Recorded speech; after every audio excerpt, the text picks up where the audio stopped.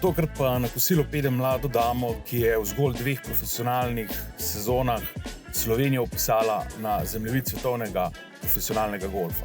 Golf je tak šport, da dejansko ti 2 udarca pališ na tekmi in si adijo.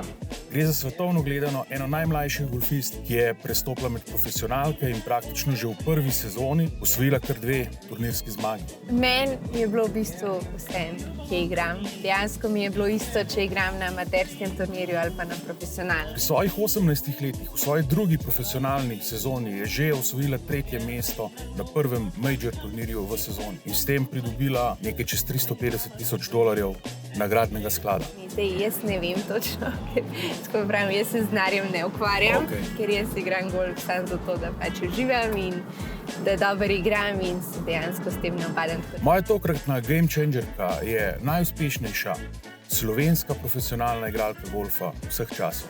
Dame in gospodje, Pia Babnik.